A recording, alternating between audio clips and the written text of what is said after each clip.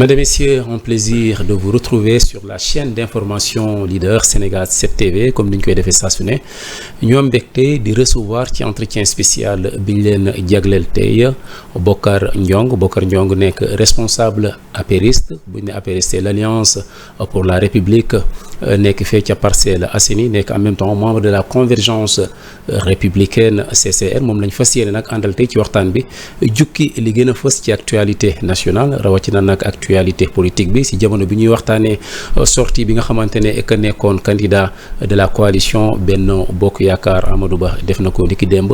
On parlait également de la déclaration de politique générale bi nga xamante ne le premier ministre Ousmane Sonko war na ko def bu si yàlla andee le 13 septembre yemook donc vendredi bii di ñëw. On parlait également d'une probable dissolution de l'Assemblée nationale loolu nëpp nag dinañ ci waxtaan ñëw ci en détail ànd rek sunu gaan Bocar maa ngi lay nuyu di la dalal encore une fois ci Sénégal 7. merci beaucoup monsieur Thior am na mbégte ñëw ci plateau Sénégal 7. di nuyu internautes yi et puis di ci profiter aussi di jaale waa Ndangalma yi nga xamante ni ci boor boobu démb am na accident bu méttee métti bu fa am. et puis aussi di ñaanal sëriñ si yal na leen fi yàlla bàyyi. may leen wér-gu-yaram ak kattan. alors très bien wax nañ ko sànq mooy sortie bi nga xamante ne en tout cas ki nekkoon le candidat de la coalition Benno Bokk Yaakaar ci élection présidentielle bu 24 mars 2024 def na ko niki démb muy Amadou Ba mobilisé ca King Fahd Palace waxtaan lancé slogan bu bees la nouvelle responsabilité nga àndoon ak Amadou Ba ci l'Alliance pour la République mu mel ni actuellement commencé na tracer sa propre voie acte boobu mu njëkk a posé après 5 mois de la défaite à l'élection présidentielle ban jàngat nga ci am. bon jàngat bi ma ci am mooy effectivement bettuñu li mu acte bi mu posé parce que gis nañu ne depuis élection yi bi mu jeexee ba pare ba tey jii ñu toll nii posé wul benn acte bu jëm ci parti bi encore moins que li ñu mën a wax rek mooy c'était prévisible. mais nag lépp lu am rek dañ koy def ci contexte am.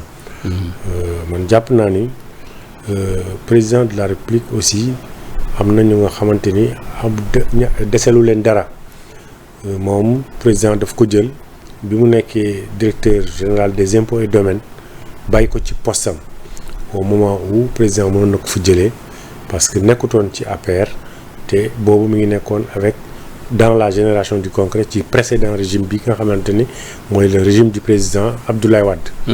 président ñëw avec sa générosité mu bàyyi ko ci postam comme directeur général des impôts et domaines mu jëlee ko foofu def ko ministre de l'économie et des finances et du plan. mu jëlee ko foofu encore yóbbu ko def ko ministre des affaires étrangères. donc mu jëlee ko foofu encore mu nommé ko premier ministre et ay li yéwén mu mujjee ko def le candidat de Benno Bokk Yaakaar pour l'élection présidentielle bi nga xamante ni moom la ñàkk en 2024. lan nga bëgg a wax foofu ci parcours boobu relation yi nga xamante ne sekk na ko président ou l'ancien président Macky Sall. ci jaar-jaar ci station yi nga xamante ne occupé na ko lan nga bëgg a wax foofu justement.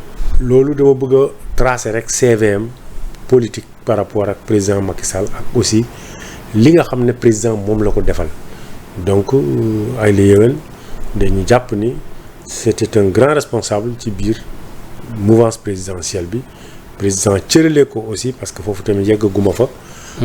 mu parachuté ko biir Parcelles Assainies mu ñëw foofu nekk responsable Alliance pour la République nekk le coordonnateur communal des Parcelles Assainies nekk encore le coordonnateur départemental du département de Dakar ci élection législative yi amoon en 2017.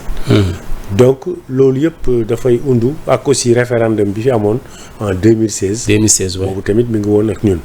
loolu yëpp pour dire rek. fi mu jaar ak président de la République. teranga poste décret loolu président defal na ko donc loolu moo tax ma def rek vraiment historique gu. jaar-jaaram ci politique bi ci biir APR. on a l'impression que ni ko expliqué nii président faveur la ko defar au sein du parti. waaw favoriser na ko nag parce que ki nga xamante ne muyewul woon la mayu. ki nga xamante ne aussi. parfois sax ay ñooñam dañuy ne amul sax carte membre parti bi.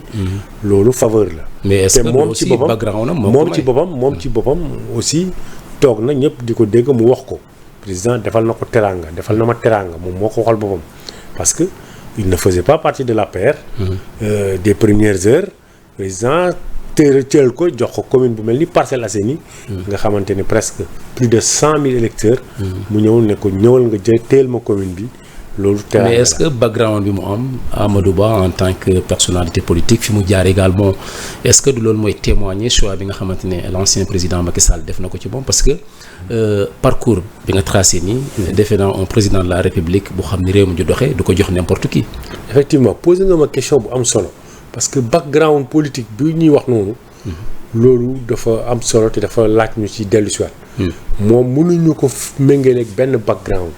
parce que aussi mësuñu ko gis ci benn combat politique wala benn prise de position ci biir réew mi politiquement donc loolu mënuñu ko méngaleel benn background d'ailleurs sax dañu daan wax ni technocrate la lui sax il s'est réclamé technocrate.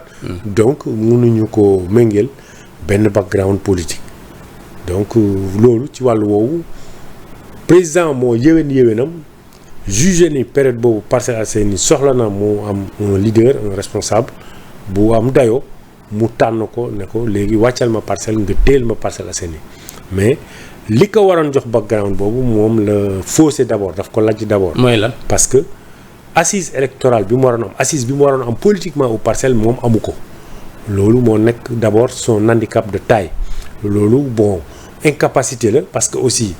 bu ñu la jëlee en tant que ministre de l'économie et des finances et du plan ñu jël la parachuté la ci commune bu mel ni Parcelles Assainies nga xam ne plus de 100 000 électeurs a ngi foofu te yàgg nañ ñi wax ne ki gagne les parcelles rek gagne Dakar ñu parachuté la foofu war nga la moindre des choses nga am fa une assise électorale nga am fa une base politique nga am fa un fief politique tey jii gis nga ñëpp gis nañ ko bi muy lancé son comité d'initiative bi mu ngi ko defee King Fahd Place or que quelqu'un de plus politique quelqu'un qui avait une base da ko doon def dans son fief aux Parcelles Assainies waaw pour wane une démonstration de force da nga jàpp ne maanaam li mu defee King Fahd bu ko defoon parcelle du am démonstration de force. non nga xam ne nemmeeku nañ ko moom xam na ko parce que déjà Parcelles Assainies ci télé laay wax ci réseau laay wax bu nga xam ne ñëpp a ngi may suivre mën naa ne ñaari car génnu fa.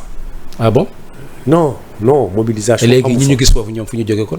Guédiawaye Pikine exporté nañ de partout te et puis bon di féliciter aussi. exporté xam naa waaw lan nga bëgg a wax ci exporté ñu fay la wala lan la au juste. bon parce que li nga wax mu leer aussi fa ay nit te et puis aussi am na vidéo yu fuité yoo xam ne gis nañu des jeunes yu wax ne dañ leen a neexal pour ñu ñëw ñoo xam ne xamuñu ko sax. mais aussi dañuy nangul Cheikh Oumar Anne leadership am.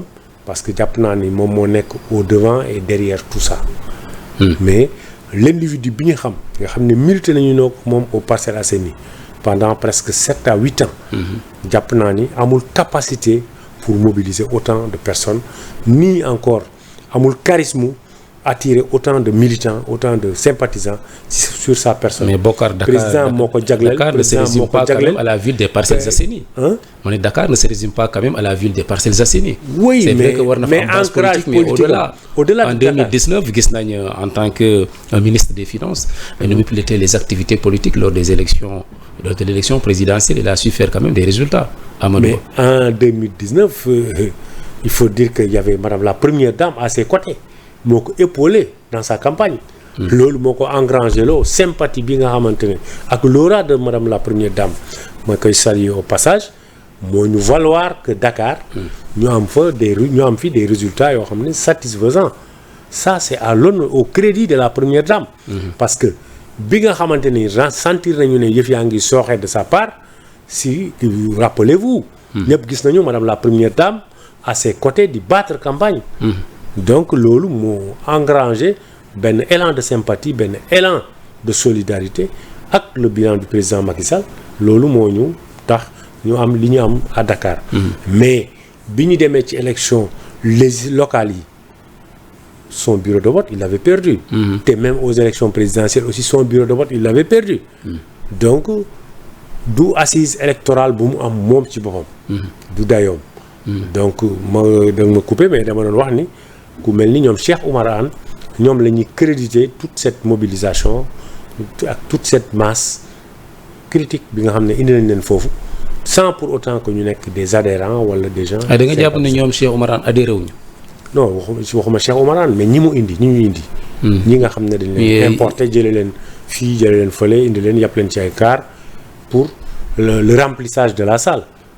mais auditoire bi ak public bi fa nekk presque man gis naa ni à 43% ou à 30% ñëpp c'est des gens yoo xam ne ils ne sont pas susceptibles de voter. Ah bon? Oui, bien sûr. Mais Bokar li ngay décrire nii on a l'impression que da ngay minimiser la personne de Amadou Ba en termes de mobilisation de charisme en tout cas politique. Est-ce que ce président ou tout simplement l'ancien président Macky Sall considération wala observation yi ngay def ni moom xamu ko woon bi mu koy investir jël ko désigner ko comme candidat de la coalition Benno Bokk Yaakaar ci une élection aussi importante que l'élection de 2024 ñu am vraiment en face de partis politiques comme PASTEF ak Taxawu Sénégal ak yu ni mel mu choisir ko parmi tant d'autres de prétendants ku ci mel ni Abdoulaye Daouda Diallo et tout ça c'est-à-dire que lii nga observé nii lii nga xam ci moom ak ki ko doon tànn pendant tout ce temps là jaarale ko ministère des finances ba premier ministre xamul woon lii nga xam. waaw damay retirer le mot minimiser parce que bon minimiser wu ma ko mais damay wax objectivement mais boo mobiliser ñi ma ko defee aux Parcelles Assainies. mais damay wax objectivement ça veut dire que vraiment sa cote de popularité. son charisme politique yooyu yëpp da nga koy remettre en cause. damay wax objectivement c'est-à-dire que man damay basé wu sur des faits réels parce que dañu militer noo ensemble aux Parcelles Assainies te en son temps aussi dama doon alerter. ci lii tey jii li am parce que ni ma doon alerter mooy bi ñu ko parachuté aux Parcelles rek déjà. ñu def di rek moom rek si la njëkk a taxaw ma ne on ne peut pas massifier le parti par procuration. donc je ne sentais pas que muy mouiller le maillot te ma décrier ko. mais lan moo tax les archives sont là les archives sont là. dëgguma la. malgré tout ça li Sénégalais di posé wu lan moo tax président Macky Sall choisir ko donte sax démb nag indi na ay bon levé na le coin du voile ci les relations plus ou moins heurtées ak l'ancien président Macky Sall lan moo tax malgré tout ce que vous êtes en train de décrire ñu choisir ko au détriment des autres.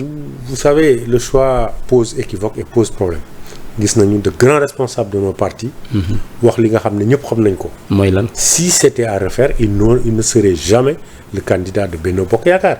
parce que certains ont dit ouvertement te muy dëgg on a failli le changer. le président voulait le changer te ñi ko wax c'est des sources crédibles ñu ci waxtaan ak président laaj leen ci xalaatam c'est parce que xam nga mën nañu def un choix. mais au finish on se rend compte que c'est pas le bon choix et c'est ce qui leur est arrivé man nag ay li yoon damay sant yàlla parce que en fait parrainé wu ma ko. bokkuma aussi si ñi battre campagne à ses côtés. bien avant cela non dama abstenir u toog jàpp sama njàmbur.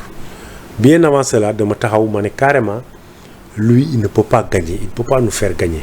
parce que nit tamit boo koy seedal da nga koy seedal rek dëgg.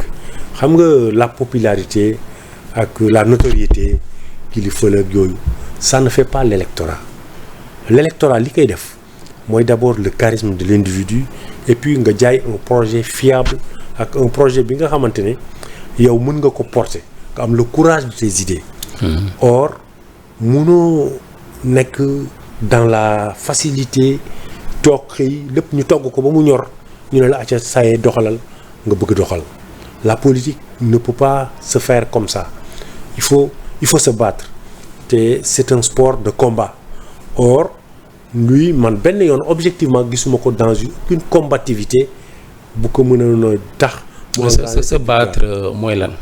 se battre mooy être très proche des populations et puis nga yëg nit ñi nga mën na leen a wax lu nga xam ne mën nañ ko dégg nga jegeñ leen et puis xam ce qu'ils vivent.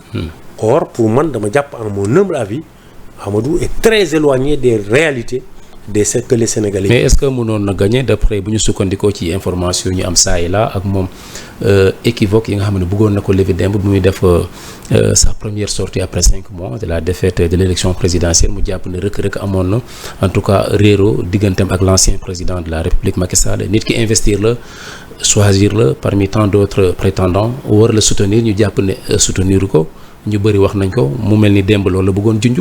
est-ce que loolu tamit du lu ko gàllankoor ba mu am un score de 35%. est-ce que réellement bu ko l'ancien président Macky Sall mi ko soutenir investir jàppale woon du am score bu ëpp score bi nga xamante ne am na ko muy 35%. waaw posé nga ma encore question bu am solo te tax ma xalaataat lenn li nga xamante ni démb def na ko te man ma considéré ko comme manquement. mooy parce que démb ay la yoon ñu doon xaar ci moom mu féliciter remercier le président de la République Macky Sall. même bu kontaanul ci moom. parce que Macky Sall ak lu mu munte demee. ji na ko teraanga te moo ko def li mu nekk moo ko yóbbu tey fii mu toll. donc lépp bu lekkee orom rek na ko gërëmee. mais boo jiitalee nit ki di ko fakastal aussi. li ci am li ci biir. man jàpp naa ni moom am na ci une grande part de responsabilité. mais Macky Sall it am na ci part de responsabilité moom am na ci une grande part de responsabilité. li nga ma laaj am na solo parce que aussi. résultat yi mu am 35% yooyu. fan la ko amee ak nan lañ ko amee. xam nga il y a d'abord le bilan du président Macky Sall. il y a d'abord le fief électoral du président Macky Sall le titre foncier comme ni ñu koy waxee. muy le Fouta bi nga xamante ne quasiment dañ ko raafle yépp. loolu président lañ koy jagleel loolu la coalition Benno Bokk Yaakaar lañ koy jagleel. xam nga nit ñi parfois dañ lay jay surtout bu yàlla defee nga am yenn teraanga yi duñ la ñeme wax dëgg mais 35% yooyu moom jàpp na ak ñi ko wër man jàpp naa ni dañu koy gëmloo ni ko ni lii sa liggéey la sa mérite personnel la. or ki nga xamante ne sur 140 bureaux de vote. ci sa fief électoral capable loo gagné ci benn bureau de vote. boo taxawee jàpp ni 35% yi voté yow la ñu votel yaa ngi nax sa bopp. mais jàppoo ne objectivement parce que un fief électoral aussi lourd aussi dense. que les Parcelles Assainies. ton propre bureau de vote ñu lynché la foofu. les autres bureaux presque 140 bureaux nga perte ko. boo bëggee approprié wu 30% de l'électorat global. kooku man damay jàpp. mais Bokar jàppoo ne la naïveté ma question est que te ñi ko koy wax ils sont sax à la limite cynique. parce que mënut a nekk. mais jàppoo ne ki ko jiital bu ko jàppale woon dina am lu ëpp loolu. mais ki ko jiital. parce que à la veille même de la présidentielle ñu bëri ku ci mel ne Aliou Sall doon nañu wax ne président de la République. à l'époque Macky Sall dina wàcc sur le terrain jàppale ko financièrement mais accompagner ko également sur le terrain politique campagne bi mosu ko def. mais on a entendu. est-ce que bu ko jàppale woon parmi nos grands responsables. nos cadres de ce parti ont dit ouvertement et on dit sur des télévisions que ni le président Macky Sall ci boppam. moo ko jox les moyens de la campagne. de l'autre côté am na ñu jàpp ne sax président de la République Macky Sall. waa Pastef la soutenir loolu dégg nga ko. non loolu c'est Abdou Latif Coulibaly génn na si yenn bokk wax na ko ñeneen ak ñeneen wax nañ ko. il est réputé proche de Amadou Ba. est-ce que tout ça c'est cohérent. il est proche de Amadou Ba donc ça se comprend s'il le dit c'est da nga jàpp ne manipulation la. c'est de la manipulation. c'est des gens yoo xam ne ils veulent divertir l'opinion ils cherchent à trouver des excuses ils cherchent à endormir leur candidat bi nga xamante ne il n'a pas été à la hauteur de l'attente qu'on lui avait fixé ak les objectifs qu'il devait s'assigner donc loolu mooy dëgg en vérité. pourtant problème am na diggante Amadou Ba ak l'ancien président de la République Macky Sall. jusque-là on ne peut pas l'évoquer parce que man mënuma jàpp ni y a un problème mais li ma xam li nga xam ne. mais Amadou Ba wax na ko mais moom comment il a dit parce que démb. il n'a pas été très clair il a été très équivoque parce que démb en réalité. qu'est-ce qu'il a dit. il a dit qu'il a reconnu qu'il y a eu des couacs. oui il y a eu des couacs mais qu'est-ce que ça veut dire. il n'a pas cité de personne. mais yow xamoo lu mu bëgg a wax Bokar. non man xaw ma lu ma bëgg a wax. je ne sais pas mais si loolu moo waral mu je ne demal sais pas boppam. si dans son équipe de campagne des véhicules ont eu des problèmes ou bien ils n'ont pas eu accès à certaines localités ou bien ils ont fait des erreurs d'appréciation wala seen sondage yi baaxul donc tout ça peut être lié à des couacs ci biir li muy wax man noonu laa ko jàppee mais nullement te je ne m'attendais pas à ça aussi. ah bon sañul taxaw tey jii devant la face des Sénégalais pour leur dire oui le président ceci cela bu boobaa ñu xeeb ko. ah bon. mais bien sûr mais ki la investir jàppale wu la. mais jàppale dans quel sens mais le président da ko jàppale. mais accompagner le président a demandé. mettre les moyens wàcc sur le terrain le président a d'autant demandé plus que c'est le frère du président moo doon annoncé que le président dina wàcc sur terrain bi. jàppale ko loolu mosuñu ko gis. le président avait un agenda. peut-être ça ne lui avait pas permis de descendre sur la campagne il s'occupait à autre chose mais ce qui est sûr et constant. Tous les responsables, les grands responsables de ce parti, ministres, DG et autres, ont dit ouvertement, haut et fort, que le président leur a enjoint. ndigal la leen jox. wàcc leen ngeen jàppale ko. Et ils ont été à ses côtés, même ceux qui musuñu nekk en phase ak moom. Qu'ils étaient en bisbille. Il y a des gens, on les connaît tous. Ils n'ont jamais été en accord, en phase avec lui. Mais pendant la campagne, ils ont fait harakiri. Ils se sont battus, watch à ses côtés, et pour respecter la volonté du président de la République. Et pour respecter aussi l'idéal de la coalition, le ciment de la coalition, c'était la victoire. Alors, maintenant, c'est sûr que, en tout cas, scission amna au sein de Benno, Amadou Ba, bi ñu gis démb day demal boppam, fas yéene lancer parti, en tout cas, lancer benn slogan bu bees, la nouvelle responsabilité, mu mel ni léegi jël yoonu boppam. On s'achemine vers une élection, des élections législatives, su fekkee dissoudre nañ Assemblée nationale. Benno actuellement en lambeau, su fekkee mën nañ ko waxee noonu. Nan ngeen fas yéene, en tout cas, lijjantewaatee justement les cartes pour mën a am un groupe parlementaire à l'Assemblée nationale quand on sait que Amadou Ba va d'un côté avec Cheikh Oumar Anne, gis nañ ko de grosses pointures, Aliou Sall, Abdou Latif Coulibaly de l'autre côté, am na ñuy ruumanaat que kii de Abdoulaye Daouda Diallo moom tamit dina dem de son côté avec son équipe. Est-ce que division boobu en quelque sorte du leen gàllankoor ci élection législative yi? Oh non, tout à fait, que kooku mënuñu ko gëm parce que scission déjà amul. Il y a eu des dissidents. Des dissidents, des gens qui ils ne croient plus à l'idéal, à la vision du président Macky Sall. Parce que mënatuñu wax waxi Benno Bokk Yaakaar. Le président a adressé une lettre à nous tous, à ses camarades, à tous les partis nga xamanteni dañu nekkoon dans la coalition pour dire que véritablement, en résumé, que le Benno a atteint tous ses objectifs, te tey ji atteint na ses limites. Dem na à la conquête du pouvoir, conquérir le pouvoir, exercer pendant une douzaine d'années. Il faut que la coalition fasse ça. Une transition, oui, mais est-ce que les Bokar concernent Amadou Ba? Il faut que nous changer d'habit ou de posture. De version. De version, effectivement. Lolu motax tay mënuñu wax ci Benno Bokk Yaakaar. Mais leader ba leer moy le départ de Amadou Ba.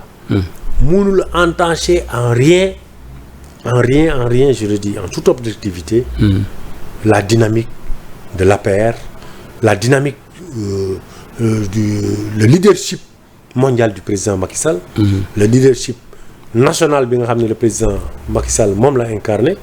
Lolu, je ne pense pas que quelques deux brebis égarées par-ci par-là. Mais est-ce que Bokar, c'est élégant pour un candidat à une élection présidentielle qui représente une majorité comme la coalition Benno Bokk Yaakaar qui choisiront désigner le président Macky Sall di def lettre 5 mois après tout ko sax ci lettre bi. Mais est-ce que c'est élégant? Vous savez, le président s'est adressé à au moment mais gis nañ mu tudd quand même Moustapha Niasse. Mais c'est un chef de parti. C'est un chef de parti. Mais lui, c'était un candidat. C'est l'occasion aussi, encore, président, de pouvoir sargal Moustapha Niasse. Amadou Ba, c'était un candidat. Il serait président de la République. Il faut rappeler que le président Moustapha Niasse a été l'un des piliers de Benno Bokk Yaakaar, de par son expérience, de sa grande envergure. Lolu bokk na ci li tenir cette coalition. Parce que aussi, il faut faire la genèse avec l'historique de cette coalition. Coalition Benno Bokk Yaakaar dafa am quelque chose de particulier. Moi, c'est l'une des coalitions qui a été la plus en termes de durabilité, de longue vie. Coalition pour tenir autant de temps, Moussoula, dans la sous-région ça. Parce que vous pouvez comparer avec la Côte d'Ivoire, vous savez qu'il y a le RHDP Bifanek, mais cette coalition, grâce au leadership avéré du président Macky Sall, doit tenir pendant presque 12 ans. Et le président Moustapha Niasse, beaucoup de présidents remercier Guérem Kotay, le war président là, c'est de la gratitude, c'est noble et c'est élégant. L'autre élégance. Vous remercier son candidat. Amadou Ba, au contraire, moi wara remercier le président de la République. Moi lañ ko don xaré demb. Demb c'était à lui ci bi mi lancé sa nouvelle initiative là, une nouvelle vision, sa nouvelle responsabilité. Et c'est vrai qu'il avait occupé des responsabilités dans le passé. Donc, mon waron taxaw mu gërëm président de la République ci li mu ko defal ak li fi ñu jaar et donc président bu taxawoon tey jii ñi nga xamante ni daf leen jox ay ndombal tànk ñoom ñoo war a en guise de reconnaissance taxaw gërëm président de la République pour leur avoir fait découvrir le monde, pour leur avoir signé des décrets, pour leur avoir mis dans des stations, dans des privilèges. Donc loolu mooy teraanga ñun loolu la ñu xam. loolu mooy sunu aada. Donc ce n'est pas au président de les remercier parce que ñoom ce qu'il pouvait rendre en retour le président li mënoon tax mu remercier leen mooy de tenir cette coalition wala de tenir le parti mooy d'avoir gagné cette élection. Or loolu def luñu ko le président et ay li yéwén vous pouvez faire un glissement jaar ci féliciter encore tous ces ministres yi nga xamante ne ils ont été à l'actif bokk nañ ci ñi participer pour le livre blanc bi nga xam ne le président def na ko. Au terme des 12 années au cours desquelles le président a fait un bilan élogieux et exceptionnel en termes de réalisation dans tous les domaines économiques. Dans tous les domaines économiques et dans le domaine aussi sanitaire comme dans le domaine social et dans le domaine éducatif. Si secteur yëpp bépp secteur boo laal le président apporté na fa une touche spécifique. Alors apparemment ci élection ci biir loolu sax effectivement may ma yeggali bi ñu koy def livre bilan boobu ñuy def le camarade Amadou Ba a manqué d'élégance parce que il aurait pu fekke ko mais bokkul si ñi fa ñëw. Est-ce que convié nañ ko aussi? Non, il ne s'agit pas d'être convié. Acteur la ci woon maillon la woon ci biir chaîne bi. Il faut pas oublier que ni de 2014 jusqu'à 2024 10 ans il a été avec le président Macky Sall. Mais gis nañ Mimi Touré aussi il était avec vous Mimi Touré. Mais il y a par la suite. Elle est de l'opposition radicale. Par la suite. De l'opposition. Elle est dans un autre camp. De l'autre camp. Mais en son temps, elle ne cessait de faire l'éloge du bilan du président Macky Sall. Et d'ailleurs, je pense que c'est honnête. Certains opposants sax dañu reconnaître ce bilan-là a fortiori ki nga xamante ne il a été un des acteurs. Tey jii man dama jàpp ni il aurait dû être parmi nous bi ñuy lancer le livre bilan pour ñëw aussi apporter son témoignage. Parce que il en était acteur daf ci nekkoon acteur. ci PSE bi ci réalisation président Macky Sall bi. Il y a pas mieux outillé, il y a pas mieux placé que lui pour wax ci.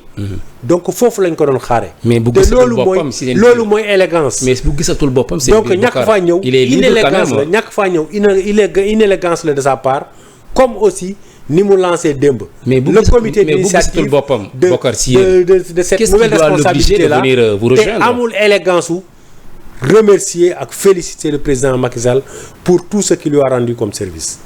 Alors ñu wax ci élection législative bi junjoon naa ko sànq nan ngeen ci fas yéene demee ak divergence bi nga xamante ne actuellement c'est visible c'est palpable au sein de Benno Amadou Ba bi ngay wax ci livre blanc bi ñëwul gisuñu ko mu wax Macky Sall mi bind lettre envoyé ko au leader de la coalition Benno Bokk Yaakaar tudd ko benn yoon yaa ngi wax inélégance u Amadou Ba am na sax ñu bëri ñu jàpp ne ça a été inélégant également de la part de l'ancien président patron de Benno Bokk Yaakaar investir nit ki mu dem ci élection ñu gagné ko nga bind sa lettre tuddoo ko ci benn yoon alors nan ngeen fas yéene soit recoller les morceaux pour dem ci élection législative wala ngeen organiser wu noonu tout simplement pour mun a dem aux élections législatives am peut-être quelque chose à l'Assemblée nationale. Vous savez dina naqari tontu parce que ñun en tant que militant du président Macky Sall. c'est-à-dire que affaire yi jaxasoo de sorte que xamoo leen sa fi ngeen di jaar. Si xam nañu baax fu ñu jaar ñun. parce que c'est sûr et certain que ku ci mel ni yow moom doo ànd ak Amadou Ba. xalaatuma ko sax mais je sais que ni quand même le président Macky Sall grâce à son leadership éclairé. buñ ci tolloo effectivement dinañu tegal. est-ce que les pistes de solution ak toutes les voies yi nga xam ne moom la ñu war a organiser wu. vous savez le président Macky Sall a une capacité de rebondir extraordinaire parce que dissolution déjà wu Benno Bokk Yaakaar bi rek il a surpris tout le monde et ça il faut être un génie il faut être anticipatif il faut pour nga mën a poser yenn actes yi et ci wàllu politique man jàpp naa ni quand même doyloo nañ ko. te dañ koy déglu. nous sommes à l'écoute du président de la République te fi mu ñu jëmloo fa la ñu jëm te jàpp naa ni il fera le meilleur choix pour la stratégie bi nga xam ne moo ñuy permettre pour que ñu am nekk dans la cohésion pour am une majorité parlementaire. est-ce que mën nañ xalaat mu ñib si waxuma sax une majorité mais dama gis ni l'Assemblée nationale sera fortement colorée marron. ah bon aux couleurs de l'APR. si ñoo xam ne ba léegi nii à quelques semaines ou quelques jours de la dissolution de l'Assemblée nationale su fekkee li ñuy njort am na le 12 septembre dinañ dissoudre Assemblée nationale ngeen toog ba léegi ni xamagoo leen kan ngeen war a jiital ci ban bannière ngeen war a demee kan moo war a doon seen tête de liste au niveau national et tout ça parce que loolu yëpp indiwoo ci benn éclairage Macky Sall bi nga ne dissoudre na la coalition Benno Bokk Yaakaar tegagul version bu bees bi xamaguñu ñan ñoo ko war a former est-ce que loolu yëpp nekk ay équation yu laaj ay réponses vraiment ci diir bu gàtt xamagoo leen ko ngeen bëgg a am vraiment une majorité à l'Assemblée nationale coloré ko en couleur marron comme ni nga ko waxee mais loolu est-ce que c'est pas un leurre wala jéem a dalal xelu nit ñi rek non vous savez xam nga la réalité tey moo wane ni le Sénégal est en phase bi nga xamante ni tey nit ñi jàppatuñu ne le parti au pouvoir dafa war a am une majorité mécanique une majorité jàpp nañu ne l'opposition ku ko incarné nga teg ci loxo sénégalais yi lu ñu mën a dégg te tey jii je pense que ni li sénégalais yi mën a dégg mooy ñi fi nekk tële nañu te li sénégalais yi tey jii mën a dégg mooy njort mi ngi commencé am parce que li ñu fi diggee woon ak li ñu nañu nekk di doxalee dalalagul xel ba léegi ay li yéwén président dafa def ñëpp gis jàpp nga ne mën ngeen xam parce que majorité weddi gis daf ci bokkul ñëpp xam nañ ne ñii c'est des débutants amuñu expérience sax ci yor sax direction bu gën a ndaw ak sa kàddumaa réew bu may wax ñi mooy la coalition Diomaye ak bii nga xam ne moo yore réew mi tey ak son chef de gouvernement en l'occurrence le premier ministre Ousmane Sonko donc li nit ñi jàpp mooy kat tële mu ngi leen di bëgg a dab parce que au terme de 6 mois mënuñu fexe sax ba sénégalais yi am une lisibilité ci ñi lan la ñuy def ci ponk économie réew mi fu mu jëm nit ñëpp a sonn te loolu jàpp naa ni président bi mu fiy jóge bàyyiwul réew mi noonu bu dul dara sax infrastructure yaa ngi fi woon bu dul dara sax koom-koom bi ñu ngi ko doon sentir ci à travers croissance bi yokku or ñi ba léegi te nañu xam ban direction lañ jëm.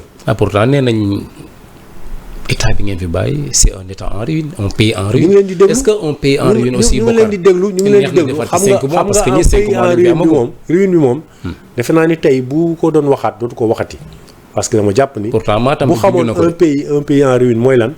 du ko taxaw fii di wax. est-ce que du lii mooy pays en ruine le pays en ruine économie bi dafa taxaw. un pays en ruine les gens ne vont même pas au travail.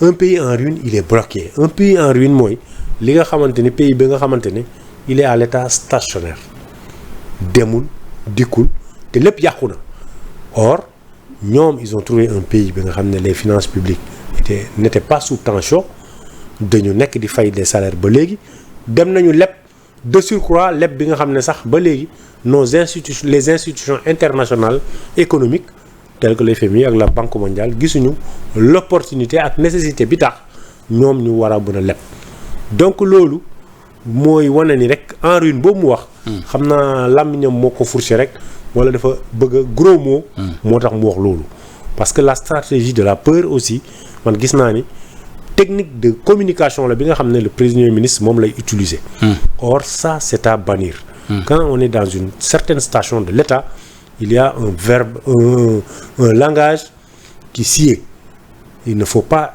délibérément chercher à instaurer une peur. Ah bon?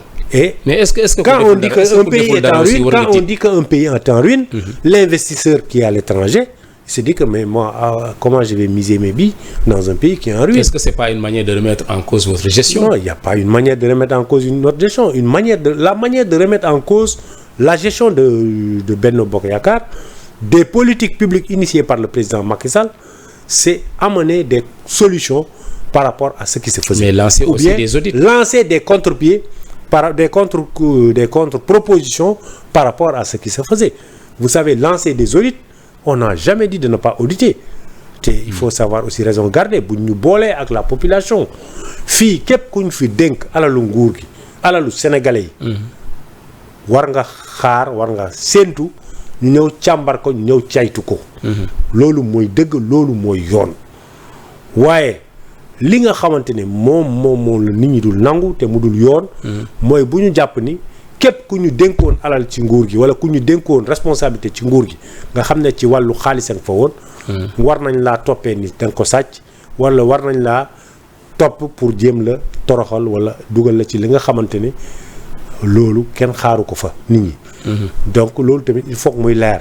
oui nañu def reddition des comptes ouais. c'est-à-dire ku gérer woon compte war nga droit am nga l'État am na latitude par ses corps de contrôle ñu caytu ni nga ko yoree ak ñu càmbar la.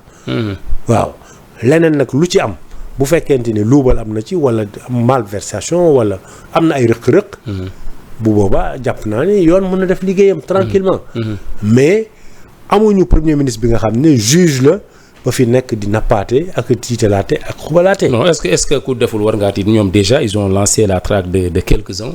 En tout cas parmi les dignitaires de l'ancien régime gis nañ am na ñoo xam ne ci aéroport lañ leen di bloqué jàpp na waru ñoo génn réew mi interdiction de sortie du territoire.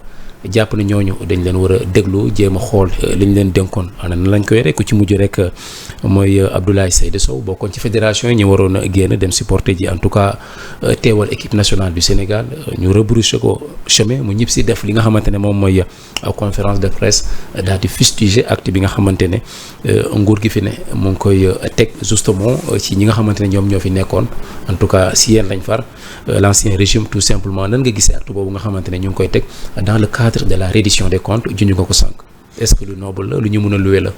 bon d'abord damay manifester toute ma sympathie à tous nos camarades yi nga xamante ne ils ont voulu sortir du territoire ñu bloqué leen injustement parce que dama jàpp ni l'administration elle est écrite et ak lu mënte di am waroon nañ leen mën a aviser ne leen ne sortez pas du territoire justice daf leen soxla wala l'État a besoin de vous. mën nañ leen ko notifier d'abord au préalable. li nga xamante ni moo jar a ñaawlu mooy juge man je pense que juge moo am dogal ak latitude demande nit bu mu génn dëkk bi te vraiment ba léegi bu reddition compte amee. ça ne suppose pas que ñii luubal nañu wala luubaluñu ay manquement am na ci ay gestion cité nañ leen ci ay reddition de compte de gens nga xamante ne présumé jusque là présumé jusque là donc warul mën a tax ñu tere leen restreindre leen seen liberté d'aller et de venir ça même si quelqu'un du pouvoir dañ ko defoon dañ koy ñaawlu parce que la liberté d'aller et de venir aussi est opposable à tout citoyen bu nekk am nga droit dem ak a dikk jusqu'à ce que nga enfreindre nag la loi manifestement ñu gis ni kii enfreindre la loi mu teg ci yow yoon. pour de dañ leen di laaj ñu delloo seen passeport diplomatique aussi. Les passeports diplomatiques sont des biens de l'État du Sénégal kooku moomuñu ko c'est comme les véhicules de fonction. dañ ko war a delloo l'État daf la jox dañ ko war a delloo. pourtant Abdoulaye Seydou Sow nee na c'est un document confidentiel moom moo ko moomal boppam. du ko delloo da koy denc ça je ne sais pas sur quelle raison la ko waxee mais man li ma jàpp mooy les passeports diplomatiques. buñ la ko joxee man de citoyen ordinaire kenn du ma jox passeport diplomatique parce que. l'État confié wu ma benn mission bu mën a tax may dem ak a dikk te itamit. ñi ñu ko jox yëpp dama jàpp ni. c'est l'État bu leen ko joxee c'est pour leur facilité de déplacement. moom nee na am na passeport ordinaire am. voyagé na Thaïlande voyagé na en Gambie ak yeneen réew. mais avec le passeport ordinaire. mais dafa denc le passeport diplomatique parce que moom moo ko moom il n'est plus en fonction. par contre da koy teg de côté moom moo ko moom c'est un document confidentiel. voilà comment il appréhende la situation. Je salue le courage de notre camarade Abdoulaye Sow xam naa ni il est très courageux et il ne se laissera pas faire il est prêt à se battre. mais dans mon humble avis man li ma jàpp. passeport diplomatique ils ne sont pas ñoom dans le besoin de yore seen passeport diplomatique. ils doivent pouvoir voyager librement te d'ailleurs c'est des passeports yi nga xam ne dafa am une durée. bien déterminée l'État mën na sax bañ a nangu passeport yi parce que bu jeexee dinañ ko renouveler. te bu boobaa mën nañ leen ko bañ a renouveler. mais l'élégance aurait voulu que quand même pour avoir exercé certaines fonctions. dans ce pays am na ñoo xam ne war nañ leen mën a bàyyee seen passeport diplomatique. Ne serait-ce que li ñu service rendu à la nation. man loolu laa gëm te jàpp naa ni tey jii fayantoo mi ngi bëgg a taxaw. tey jii c'est da nga jàpp ne chasse aux sorcières la comme vengeance bu bëgg a taxaw c'est pire que de la chasse aux sorcières parce que balaa ngay chasser sorcière kay nga gis ni sorcière la mais ñii dara firndeelagul dara woowul ni diw lii la ak lële ñu commencé déjà di leen xëbal. parce que lii man dama jàpp ni xëbal la rek. dama jàpp ni xëbal la mais vraiment ça ne passera pas.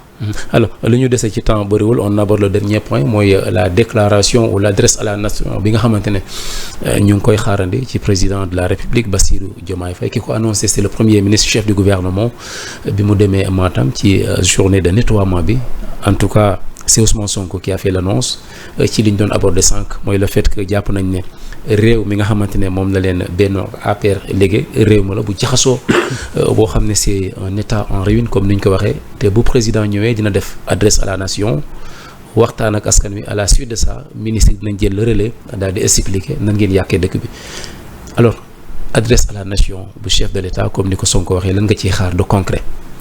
D'abord lorsque bi ma ko déggee ree daf ma jàpp parce que je me suis dit que enfin il réapparaît le président a besoin de dire aussi je suis là maa ngi nii maay président. Ah bon? Donc loolu moo undu tey jii mu war a taxaw pour jàkkaarloog à la nation. ñu ngi koy déglu dans un discours ba nga xam ne xam nañ ko déjà on connaît les grandes lignes du discours. Le premier ministre réew mi le premier ministre wax na ko ba pare. Donc du ñëw lu dul bëggal li nga xamante ne tey jii en réalité le président de la République ñëpp xam nañ ko c'est Ousmane Sonko. Ah bon? Donc li mu wax. moom lay ñëw di wax. Vous savez nous on a un président boo xam ne c'est un président auprès du premier ministre. Ah bon? Mais qui exerce la fonction de président de la République c'est celui qui se lève qui dit oui dinañ tas les deux institutions là le Haut Conseil des collectivités territoriales le Conseil économique et social et environnemental et à la minute qui suit on a dissous ça. Mais est-ce que kooku c'est lui qui est là chef du gouvernement dafa am information chef du gouvernement le chef du gouvernement n'est pas le porte-parole du gouvernement n'est pas encore le président n'est pas celui qui est le juge celui qui ordonne de la politique de la nation. On a l'impression que nous avons véritablement un président qui est là sous forme de robot qui n'exerce rien et un premier ministre qui est là au devant de la scène qui donne des directives, qui est trop présent et qui dit, qui oriente, qui fait tout. C'est ce qu'on a. Est-ce que ça ne témoigne pas de la complicité entre les deux? Parce que vous savez dans l'exercice de l'État et dans la fonction du président de la République, nga xam ne mooy le dépositaire des suffrages des Sénégalais, lu ci bëri ci moom la war a jóge. Tey jii jàpp naa ni lu ci bëri léegi ñëpp gis nañu c'est le premier ministre qui est au devant de la scène, c'est lui qui décide et c'est lui qui dit tout.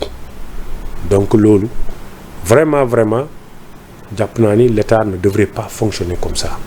Il y a un président de la République.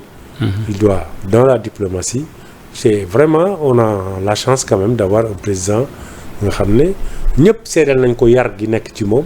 ak tey gi nekk ci moom parce que loolu tam dañ ko soxla ci njiit mais malheureusement on a en face un premier ministre bi nga xamante ne c'est lui qui annonce tout.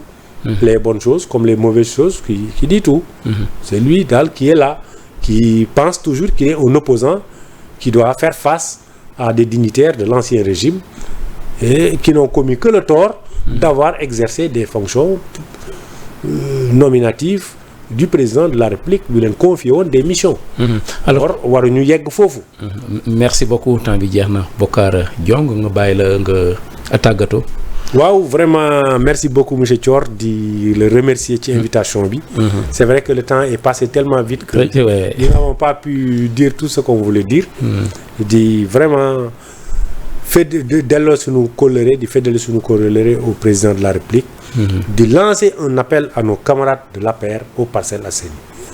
di leen wax ni nous avons eu la chance d'avoir un grand leader muy le président Macky Sall de rester concentré de rester focus sur la vision les réalisations du président Macky Sall sur son leadership nga xam ne kenn xeebu ko dans ce pays. te mu sas ñu dara mu ne wet gore wetaliku gore. que rien ne nous ébranle bu nu dara fëkk. di inviter nos camarades de l'APR aux Parcelles Assainies à l'unité, à la solidarité et à faire face, à construire un bloc parce que loolu moo ñu manqué woon. te li ñu ko ñàkkaloo yëpp c'est des gens qui étaient là et qui étaient des parcellois de circonstances. Qui n'ont jamais songé à l'intérêt du parti au niveau de la commune, qui n'ont jamais songé à l'intérêt de la commune. tey jii ñooñu ñoo demal seen bopp ñoo jël seen yoonu bopp te dañuy ne lu dul bon débarras et sans regret. Message bi ma leen di laaj mooy nous allons vers des élections législatives, de resserrer les rangs, de continuer à massifier, à rendre le parti dynamique. Parce qu'en face il y a rien. Merci beaucoup Bocar Ndiong nekk responsable de l'Alliance pour la République aux Parcelles Assainies nekk également membre de la convergence des cadres républicains CCR bokk nag ci Alliance pour la République comme ni ko waxee sànq ñu amoon nag un immense plaisir di ko recevoir ci entretien spécial bi ñu leen jagleel fii ci Sénégal 7 mbokk yi jaa ngeen jëf.